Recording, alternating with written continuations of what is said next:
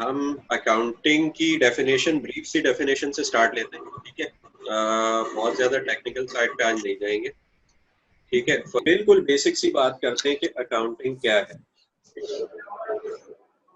ठीक है। अकाउंटिंग हम कहते हैं उस प्रोसेस को जिसके तहत हम आइडेंटिफाई करते हैं, मेजर करते हैं और कम्युनिकेट करते हैं इकोनॉमिक इंफॉर्मेशन जिसके पास।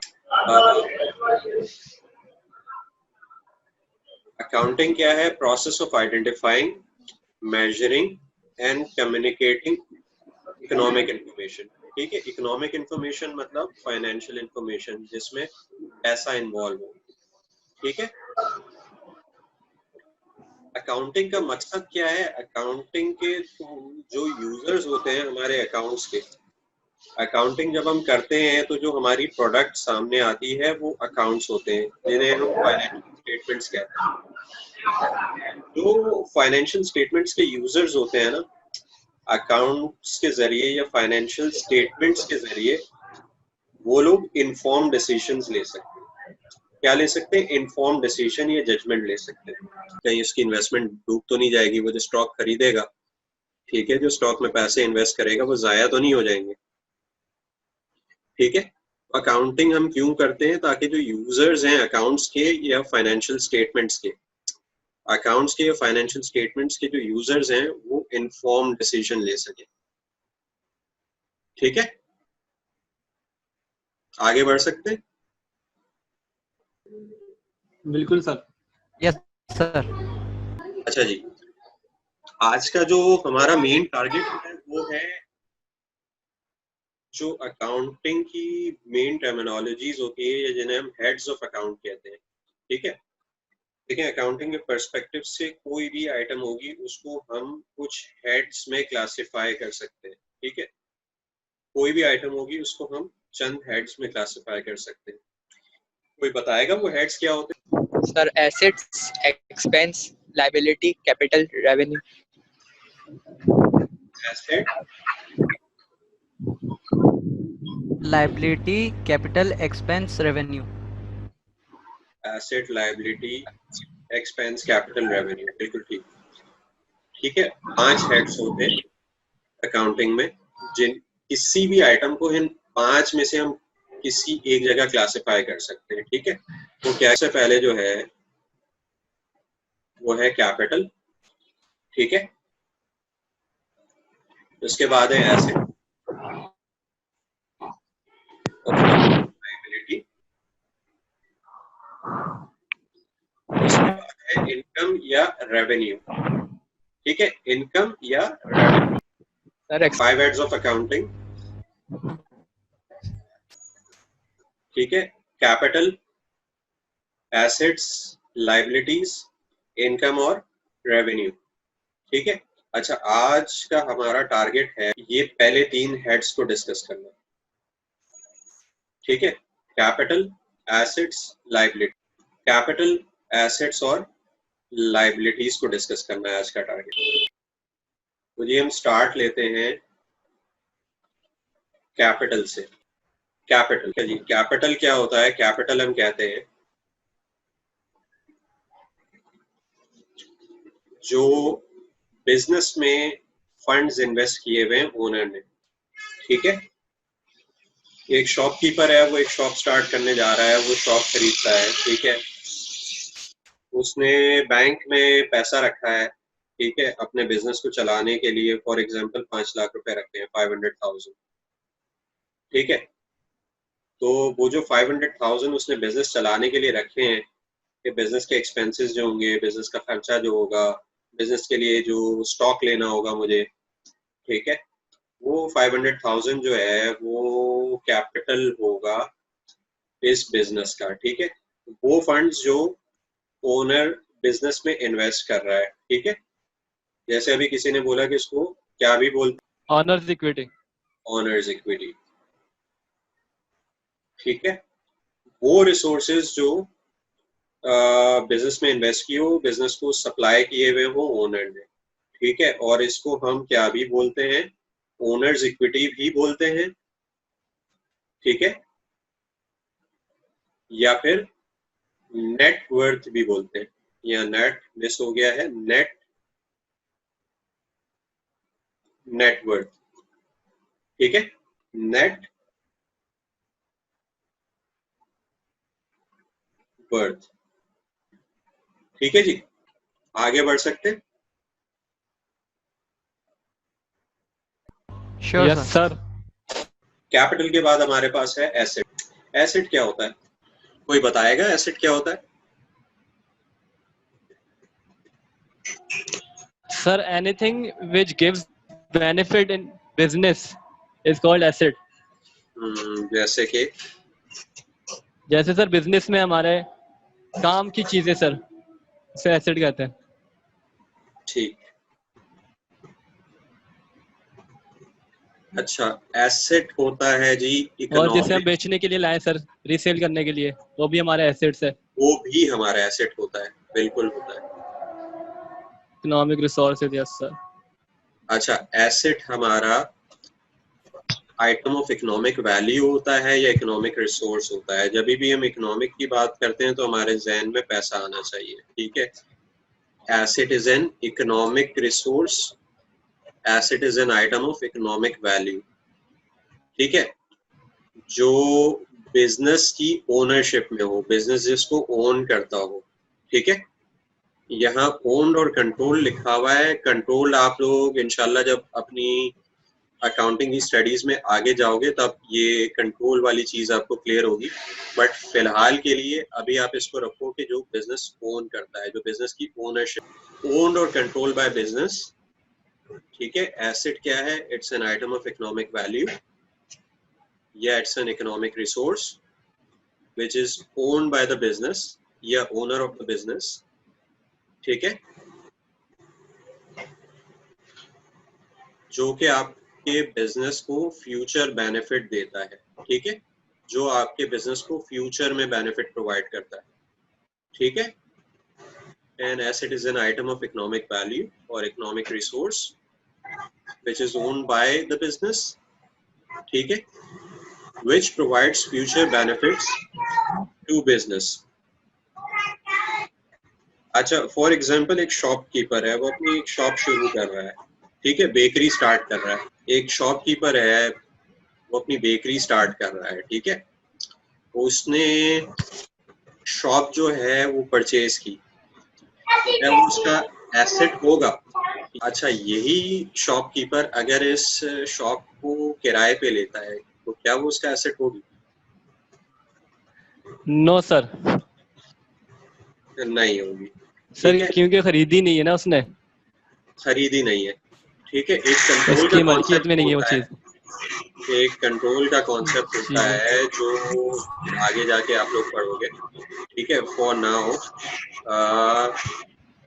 जो ओनरशिप है बिजनेस की, वही बिजनेस का एसेट है, ठीक है। अच्छा, अब हम देखते हैं एसेट की डेफिनेशन में क्या क्या आ रहा है हमारे पास।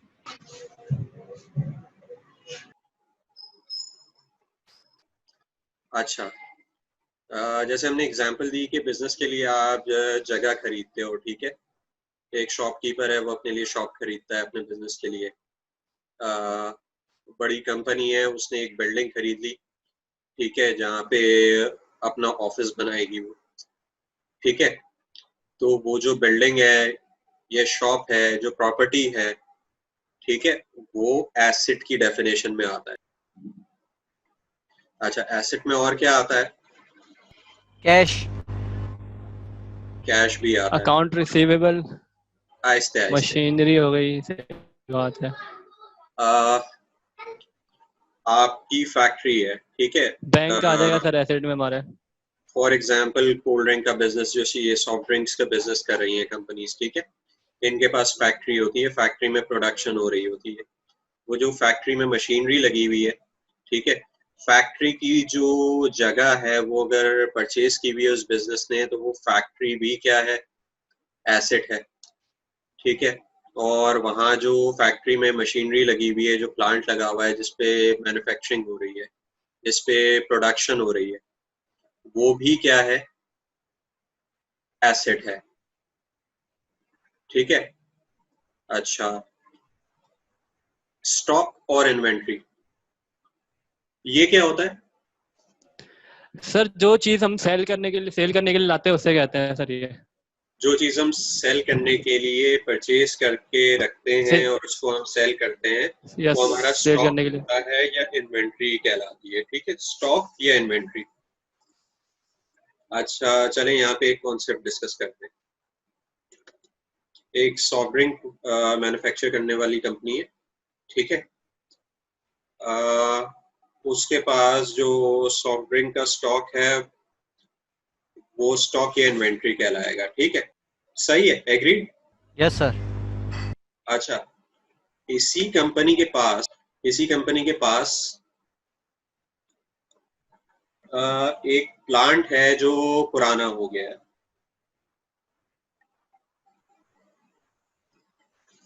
ठीक है, एक मशीन है जो पुरानी हो गई है, ये इसने सेट असाइड कर दी है सेल करने के लिए।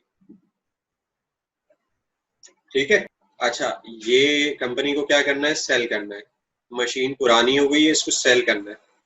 तो इसको जो सेट असाइड किया हुआ है, क्या वो भी हमारा स्टॉक या इन्वेंट्री है? सर ये फिक्स्ड एसेट के तौर पर सेट किया होगा इन्होंने पहले, तो हाँ, अगर अब सेल करने के लिए कर रहे हैं फिर चेंज कर देंगे फिर सर इसे शायद। तो क्या इसको स्टॉक बोलेंगे, इन्वेंट्री बोलेंगे? मे बी सर यस बोलेंगे। अभी शायद स्टॉक हो गया, पहले तो ये फिक्स्ड एसेट था, सही है। अब स्टॉक शायद। Sir I am not confirm, 100% not confirm. अच्छा, देखें, स्टॉक या इन्वेंट्री हम उस आइटम को बोलते हैं, ठीक है, जिसे सेल करना हमारा बिजनेस हो। ठीक है, जैसे सेल करना हमारा बिजनेस हो। ठीक है, स्टॉक या इन्वेंट्री हम उस आइटम को बोलते हैं जिसे सेल करना हमारा बिजनेस हो। अगर हम शॉप चला रहे हैं, बेकरी चला रहे हैं, तो जो बेकरी आइटम्स हैं वो हमारे लिए इन्वेंट्री है। लेकिन फॉर एग्जांपल हमारा कोई शोकेस खराब हो गया, ठीक है, या शोकेस डिस्पोज करके हमें नया शोकेस लेना है, that is not our inventory. ठीक है, यह वो हमारा स्टॉक नहीं है। इसी तरह जो कोल्ड ड्रिंक मैन्युफैक्चरिंग कंपनी है, अगर उसका कोई प्लांट पुराना हो गया है तो वो उसका स्टॉक नहीं है। हाँ, उसको बेच के बेनिफिट जरूर होगा कंपनी को या बिजनेस को, ठीक है, लेकिन वो उसका स्टॉक या इन्वेंट्री नहीं कहलाएगा। ठीक है, ओके ओके सर। चले जी और आगे चलते हैं। अच्छा जी, एसेट में हमारे डेटर या अकाउंट रिसीवेबल आता है। ठीक है, डेटर या अकाउंट रिसीवेबल, ये क्या होता है जी? ये डेटर या अकाउंट रिसीवेबल क्या होता है, कोई बताएगा? सर जो अकाउंट जो किसी पैसे सामान रिसीव बेचा करने होता है हो, किसी को उधार हमने पर, दिया उधार पे। क्रेडिट पर, जिससे बताओ आप। नहीं नहीं, आप बता दो। बता दो यार, आपने शुरू कर दिया। नहीं नहीं, मैं अरे खामोश दोनों हो बता गया। दो यार। सर जिस किसी को माल बेचा हो, कोई चीज हमने सेल की हो और उससे पैसे ना लिए हो, पैसे रिसीव करने हो सर, वो हमारा अकाउंट रिसीवेबल होता है। सही है। और क्या बेचा हो? सर हमने अपनी मर्चेंडाइज बेची हो सर। मर्चेंडाइज, मर्चेंडाइज किसको बोलते हैं? सर जो चीज हम बेचने के लिए, जिसका हम कारोबार कर रहे होते हैं सर। वो और क्या कहलाता है? Stocks sir, stocks. Stock. Sir, purchases. अच्छा, देखो, नॉर्मली डेटर्स या अकाउंट रिसीवेबल उस शख्स को बोलते हैं जिसको हम गुड सेल कर रहे हैं। ठीक है, इन्वेंट्री या स्टॉक, या ये हमारे भाई ने बोला मर्चेंडाइज, ठीक है, या इसको गुड्स भी बोलते हैं, सेल कर रहे हैं, ठीक है, उधार पर। ठीक है, उधार पे सेल कर रहे हैं या किस पे, क्रेडिट पे सेल कर रहे हैं। ठीक है, जिसको हम क्रेडिट पे कोई गुड्स या स्टॉक या इन्वेंट्री सेल कर रहे हैं। ठीक है, तो वो हमारा डेटर या अकाउंट रिसीवेबल होता है, डेटर या अकाउंट रिसीवेबल। अच्छा, अकाउंटिंग के बिल्कुल स्टार्ट में हम अकाउंट रिसीवेबल की जब बात करेंगे तो हम उसको भी अकाउंट रिसीवेबल ही कह देंगे। जैसे हमने गुड्स की जगह कोई और चीज बेची है, लाइक हमने कोई पुराना प्लांट बेचा, क्रेडिट पर बेचा, ठीक है, हमें फौरन पैसे नहीं मिले, हमें 1 महीने बाद या 2 महीने बाद वो पैसे देगा, ठीक है, तो उसको भी हम अपना डेटर कहेंगे। बट नॉर्मली जो डेटर या अकाउंट रिसीवेबल होगा वो शख्स होगा या होगी जिसे हमने अपना स्टॉक बेचा होगा, ठीक है, जो गुड्स हम प्रोड्यूस कर रहे हैं, जो गुड्स हम सेल कर रहे हैं, वो हमने बेचे होंगे, ठीक है। अच्छा, जो बिजनेस के पास कैश होता है, ठीक है, जो बिजनेस के पास कैश होता है और जो बिजनेस के लिए बैंक अकाउंट हमने खोला है, ठीक है, बैंक में अकाउंट खोला है, उसमें जो पैसा पड़ा हुआ है वो भी एसेट कहलाता है, एसेट की डेफिनेशन में आता है, ठीक है। जो बिजनेस के लिए आपने कैश रखा हुआ है, ठीक है, और बिजनेस के लिए आपने कोई अकाउंट खोला बैंक में, उस बैंक में जो पैसा पड़ा हुआ है, उस अकाउंट में जो पैसा पड़ा हुआ है, वो भी क्या कहलाता है, एसेट की डेफिनेशन में आता है हमारा, ठीक है। अच्छा, बिजनेस के पास कोई व्हीकल है, गाड़ियां हैं, ठीक है, जो सॉफ्ट ड्रिंक की फैक्ट्री है वहां से होलसेलर तक या शॉप्स तक स्टॉक पहुंचाने के लिए, कोल्ड ड्रिंक्स को पहुंचाने के लिए हमारे पास ट्रक्स मौजूद हैं, ठीक है, तो वो भी हमारा एसेट होगा।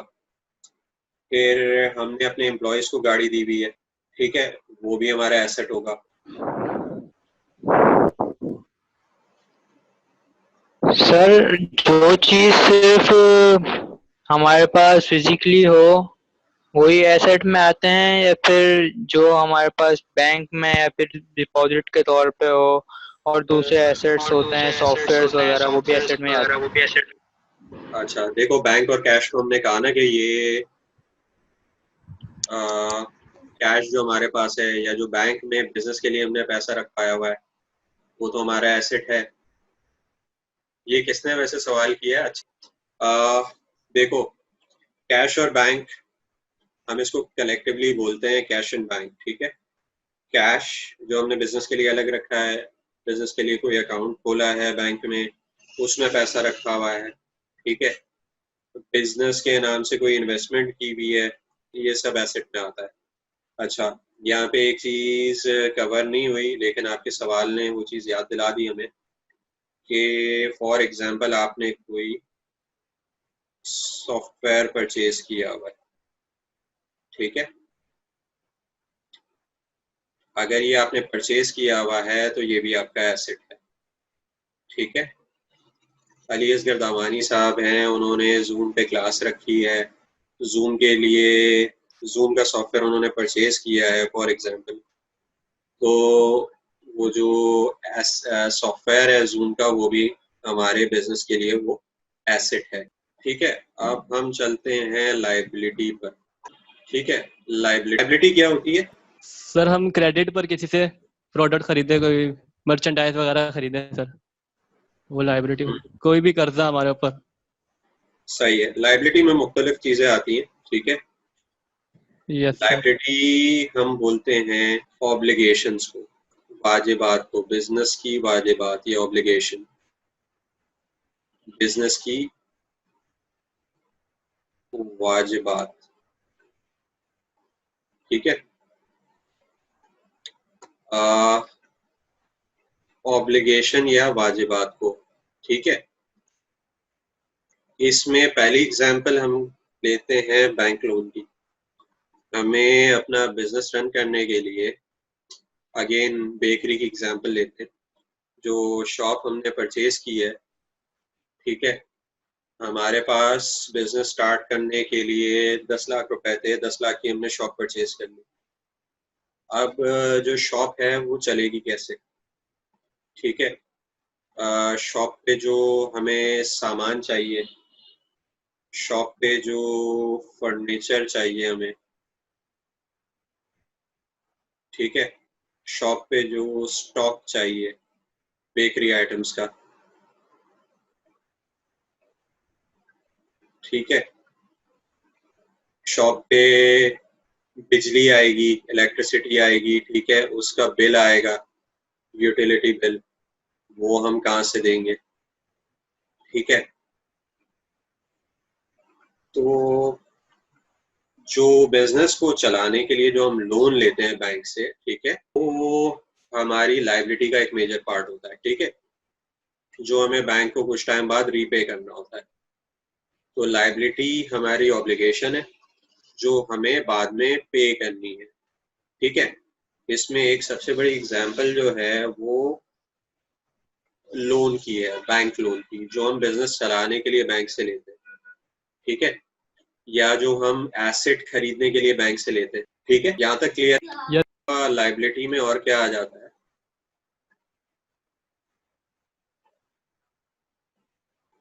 क्रेडिटर या अकाउंट पेएबल, क्रेडिटर या अकाउंट पेएबल, ठीक है, क्रेडिटर या अकाउंट पेएबल।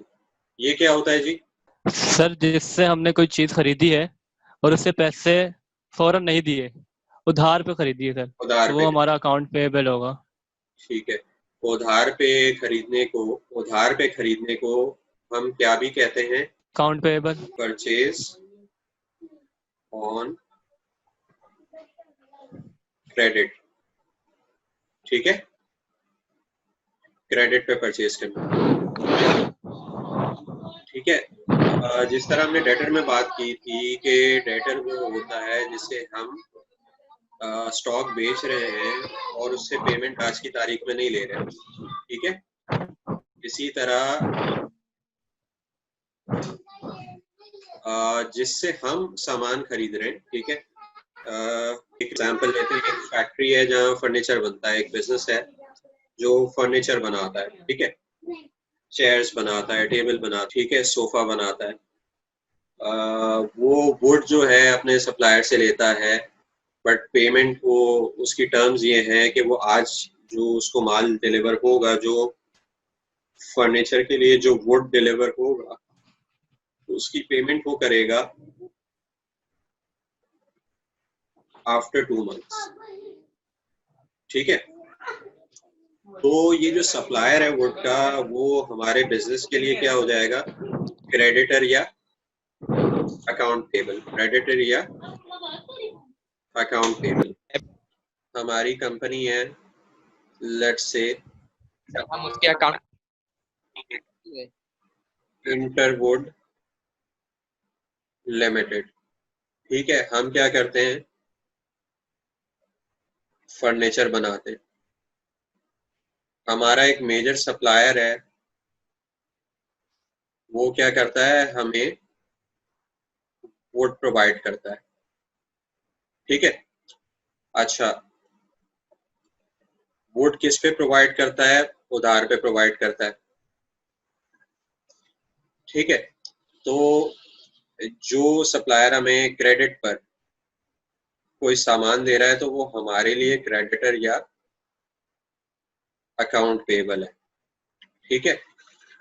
और इस सप्लायर के लिए हम क्या हैं? हम हैं डेटर या अकाउंट रिसीवेबल। रिसीव, ठीक है जी। ठीक है, तो लायबिलिटी क्या है? लायबिलिटी जो है वो बिजनेस की ऑब्लिगेशन है जो बिजनेस को पे करनी है, ठीक है। इस लायबिलिटी में वो लोन भी शामिल होती है जो हम बैंक से लेते हैं। अच्छा, बैंक के अलावा भी अगर किसी से उधार लेते हैं, मैं अपना बिजनेस कर रहा हूँ, मैंने अपने दोस्त से उधार लिया, तो वो भी मेरी लायबिलिटी है, लोन है, ठीक है। वो बैंक लोन नहीं होगी, वो लोन फ्रॉम फ्रेंड होगी, ठीक है, लोन फ्रॉम फ्रेंड, ठीक है। ये भी हमारी लायबिलिटी होगी। इसके अलावा जिससे हम सामान परचेज करते हैं, ठीक है, ये जो वुड मैंने कहा, वुड के लिए एक अकाउंटिंग की टर्म में इस वुड को हम कहेंगे रॉ मटेरियल, ठीक है, रॉ मटेरियल, ठीक है। और जो फर्नीचर है इसको हम कहेंगे फिनिश्ड गुड, ठीक है। ये जो वुड है इसे हम कहेंगे रॉ मटेरियल, और जो फिनिश प्रोडक्ट जो हम बना रहे हैं इस रॉ मटेरियल को यूज करके वो कहलाएगा फिनिश गुड। ठीक है, तो जिससे हम रॉ मटेरियल परचेज कर रहे हैं वो भी हमारा क्या है, क्रेडिटर है। अकाउंटिंग इक्वेशन बेसिकली जो होती है वो एसेट, कैपिटल और लायबिलिटी के रिलेशनशिप को एक्सप्लेन करती है। ठीक है, अच्छा इसकी जरा एग्जांपल देखते हैं। अकाउंटिंग इक्वेशन पे आने से पहले हम एग्जांपल देखते हैं अकाउंटिंग इक्वेशन की। ठीक है, लेट्स सपोज मैंने 500,000 रुपीज अपने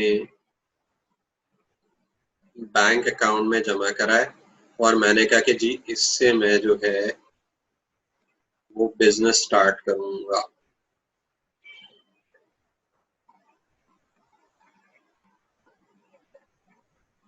ठीक है,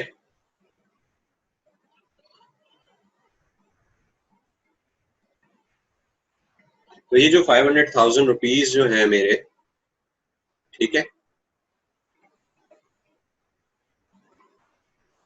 ये क्या है, ये किस हेड ऑफ अकाउंट में गिरेंगे?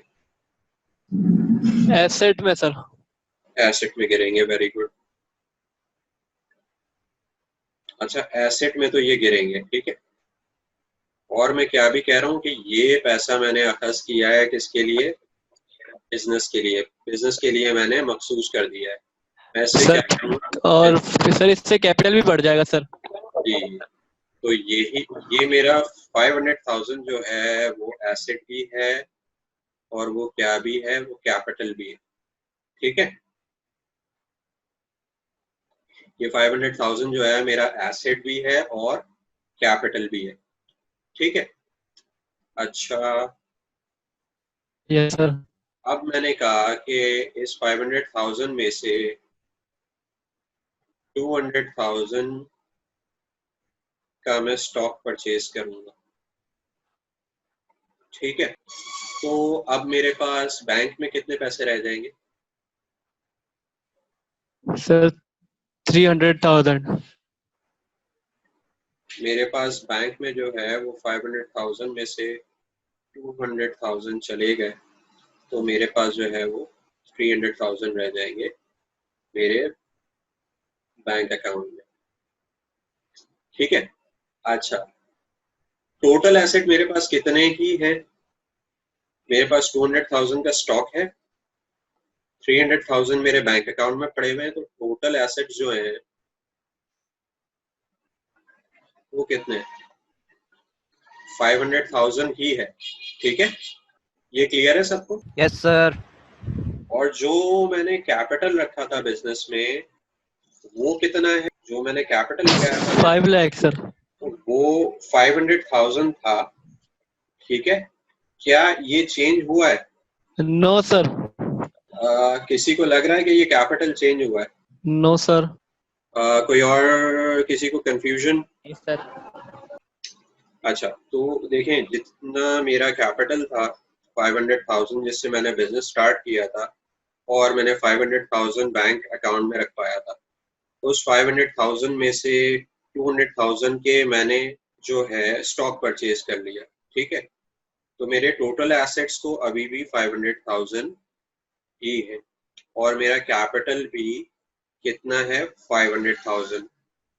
ठीक है, मेरा कैपिटल भी 500,000 है। तो मैं कह सकता हूँ कि इस केस में एसेट और कैपिटल बराबर। ठीक है, यहाँ तक बात समझ में आती है? ठीक है, अच्छा इसी तरह एक और एग्जांपल देखते हैं। लेट्स सपोज मैंने 300,000 अपने बैंक अकाउंट में रखा बिजनेस स्टार्ट करने के लिए। 200,000 की मैंने बिजनेस के लिए बैंक से लोन ली ठीक है। ये जो लोन है ये भी किस फॉर्म में मुझे मिल, कैश की फॉर्म में मिलेगा जो मैं अपने बैंक अकाउंट में ट्रांसफर कर दूंगा, ठीक है, या डायरेक्टली बैंक जो है मेरे अकाउंट में 200,000 ट्रांसफर कर देगा। ये जो 200,000 है जो लोन है वो बैंक किस फॉर्म में मुझे देगा, वो बैंक मेरे बैंक अकाउंट में पैसे ट्रांसफर कर देगा, ठीक है। तो मेरे बैंक अकाउंट में जो लोन रिसीव होने के बाद जो टोटल अमाउंट हो गई वो कितनी हो गई, 300,000 मेरे अपने, ठीक है, यानी 300,000 मेरा कैपिटल 5 लाख। और 200,000 जो है वो बैंक से जो मुझे लोन मिली है। तो मेरे बैंक अकाउंट में टोटल 500,000 रुपीज मौजूद है, ठीक है। उसका ब्रेकअप क्या है, 300,000 जो मैं कैपिटल, मैं अपनी जात से जो मैं पैसे लेके आया था, मैं खुद से जो पैसे लेके आया था बिजनेस रन करने के लिए वो है, ठीक है। और 200,000 क्या है, लोन है, ठीक है। अच्छा, ये जो लोन होती है ये क्या होती है, मेरी लायबिलिटी, ठीक है। ये जो 500,000 मेरे बैंक में पड़े हुए हैं ये क्या है, एसेट है, ठीक है। तो ये जो 500,000 है इसका ब्रेकअप कुछ इस तरह है। Sir assets is equals to liability plus owners equity. आते हैं इस पे। यहाँ तक किसी को कोई इशू, कोई कंफ्यूजन, कोई मसला, चैट पे भी जवाब दे सकते हैं हम लोग, जैसे हम देते आ रहे थे, अगर कोई कंफ्यूजन है, ठीक है। तो ये जो 500,000 है ये मेरा बैंक अकाउंट का बैलेंस है, ये मेरा क्या है, ये मेरा एसेट है। इस 500,000 को जो रिप्रेजेंट कर रहा है वो 300,000 का मेरा अपना कैपिटल है जिसे हम ओनर्स इक्विटी भी कहते हैं। और 200,000 जो है, 200,000 जो है वो लोन की अमाउंट है, ठीक है। लोन क्या होती है, मेरी लायबिलिटी होती है, ठीक है।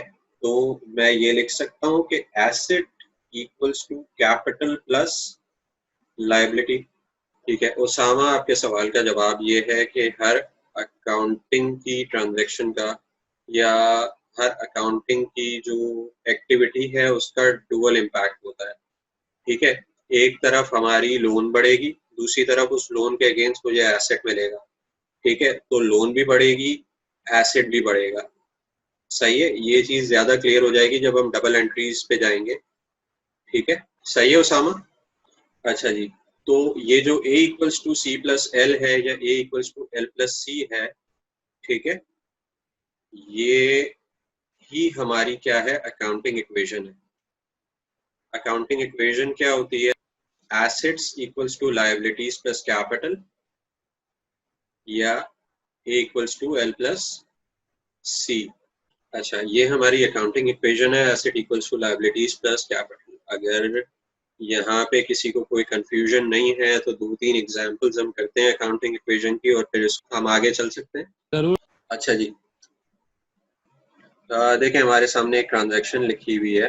On 1st May 2007, Mr. Blake started in business and deposited 60,000 into a bank account opened specifically for business.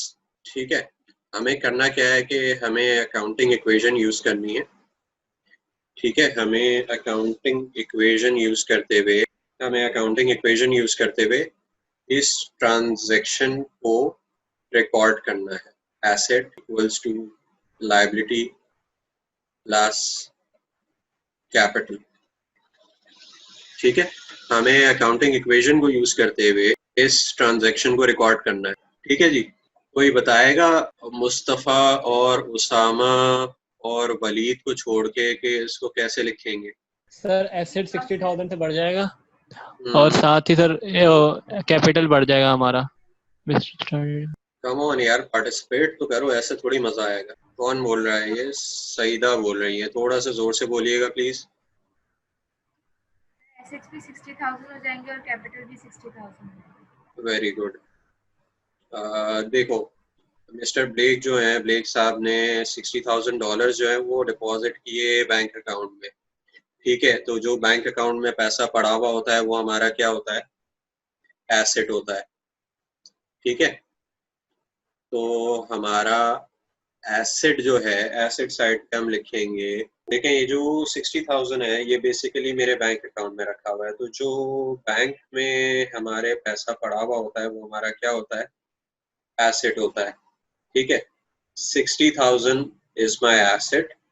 ठीक है, और यही मैंने इन्वेस्ट किया है अपने बिजनेस में, तो यही 60,000 मेरा कैपिटल ही है। ठीक है, यहाँ तक बात क्लियर, यहाँ तक क्लियर है? ठीक है जी। अच्छा, नेक्स्ट इलस्ट्रेशन क्या है, हम ये कंटिन्यूएशन में ही चल रहे हैं। ठीक है, मिस्टर ब्लेक की एग्जांपल लेके ही आगे बढ़ रहे हैं। थर्ड में को क्या हुआ, ब्लेक ने जो है एक शॉप खरीदी for 32,000 paying by cheque, 32,000 paying by cheque. ठीक है, ये चेक क्या होता है, बैंक के अकाउंट से जब हमें कोई पेमेंट करनी होती है तो हम चेक इशू करते हैं। ठीक है, चेक के थ्रू पेमेंट करते हैं। अच्छा, अब इसका इम्पैक्ट इस इक्वेशन पे कौन बताएगा हमें? Sir asset 60,000, liabilities 32,000।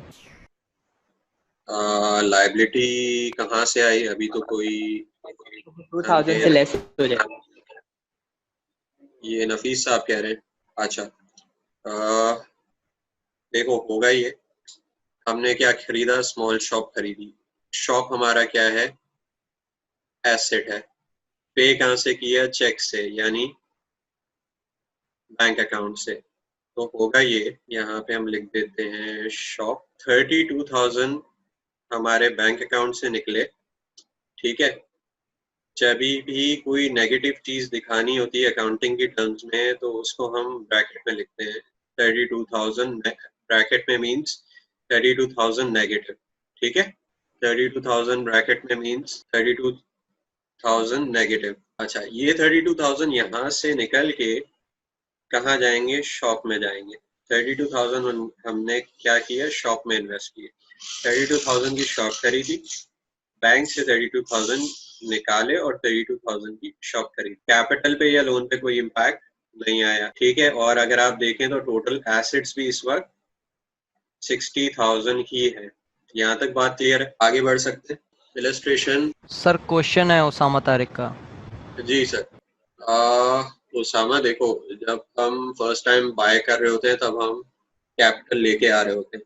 हम कैपिटल ले आए, हमने बैंक में रखवा दिए 60,000 रुपए। ठीक है, अब हमारा कैपिटल इंटैक्ट है। उस बैंक अकाउंट से हमने 60,000 रुपए में से 32,000 निकाले, मेरा एक एसेट कम हुआ और उसी से मैंने शॉप खरीद ली, मेरा एसेट फिर से बढ़ गया। बैंक वाला एसेट कम हो गया, शॉप वाला जो है 32,000 से बढ़ गया। मेरे कैपिटल पे कोई इम्पैक्ट नहीं आएगा। जो पैसे मैं बिजनेस में ले आया वो अब चेंज नहीं होंगे। कब तक चेंज नहीं होंगे, जब तक मैं उसको बिजनेस से निकाल ना लूं। सही है उसामा? अच्छा जी, थर्ड इलस्ट्रेशन।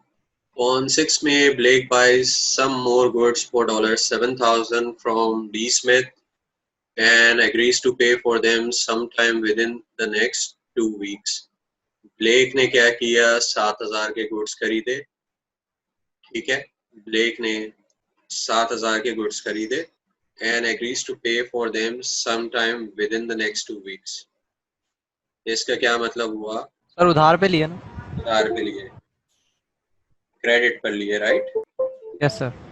अच्छा, हमने क्रेडिट पर लिए, राइट? हमने गुड्स परचेज किए 7,000 के, किस पे परचेज किए, क्रेडिट पे परचेज किए। तो ये मेरे लिए क्या है, 7,000 के गुड्स तो आ गए मेरे पास, लाइबिलिटीज, लाइबिलिटी है। एक साइड पे मेरे एसेट क्रिएट होगा। अच्छा, मेरे गुड्स हैं, कितने के हैं, 7,000 के। ठीक है, और स्मिथ से हमने ये उधार खरीदे हैं, तो ये क्या कहलाएगा, क्या ये लोन है या ये मेरा क्रेडिटर है? ठीक है, अब आप देखें ये हर पॉइंट पे ये इक्वेशन जो है ये बैलेंस्ड है, ये किसी भी पॉइंट पे आउट नहीं हुई है। तो सामा मैंने कहा था ना कि हर अकाउंटिंग ट्रांजैक्शन का डुअल इम्पैक्ट होता है, ठीक है। अब हम लास्ट इलस्ट्रेशन पे आते हैं आज की। अच्छा जी, अब क्या कह रहा है कि जी $600 के गुड्स हैं। अच्छा, अब ये 600 के हमने गुड्स सेल किए, ठीक है। इसको ब्राउन को फॉर द सेम अमाउंट, यानी 600 के गुड्स थे, हमने खरीदे $600 के थे और हमने $600 के ही बेच दिए, ठीक है। For the same amount and the money to be paid later. तो जब भी पेड लेटर की बात आएगी तो हमारे जहन में क्या आना चाहिए? अरीशा बताएंगी। अकाउंट्स रिसीवेबल या डेटर्स, ठीक है। अब क्या हो, डेटर मेरा क्या है? डेटर भी एसेट है, तो बेसिकली मेरे पास एक और एसेट आ गया, डेटर, ठीक है। मैंने 7000 में से 600 के गुड्स बेच दिए। अगेन ब्रैकेट में कोई चीज है, इसका क्या मतलब है? माइनस। माइनस, ठीक है। 600 के मैंने गुड्स सेल किए, कितने पर सेल किए? 600 पर ही सेल किए, तो मेरे गुड्स कम हुए और मेरे पास एक और एसेट आ गया, डेटर, ठीक है। गुड गया ना, सही है। अच्छा, इसी तरह इसमें 3 पॉइंट्स और हैं इलस्ट्रेशन में। मैं आपसे ये इलस्ट्रेशन शेयर कर लूँगा पीडीएफ की फॉर्म में या पिक्चर की फॉर्म में। मैं चाहूँगा कि आप लोग इसको फेयर आउट करें। 4 मैं करवा चुका हूँ, 3 आप करें और इसको कंप्लीट करें, ठीक है। अभी जस्ट टू प्रूव आवरसेल्व्स के इक्वेशन के दोनों साइड बराबर हैं, हम इस पूरे का टोटल करते हैं, ठीक है। 60,000 माइनस 38,000 ये हो गया, ठीक है। तो ये भी रहेगा 67,000। मैथ्स में सर हम लिखते इक्वल है। मैथ्स में हम लिखते थे left hand side equals to right hand side. तो हम इसको यहाँ पे एंड करते हैं इस क्लास को, ठीक है।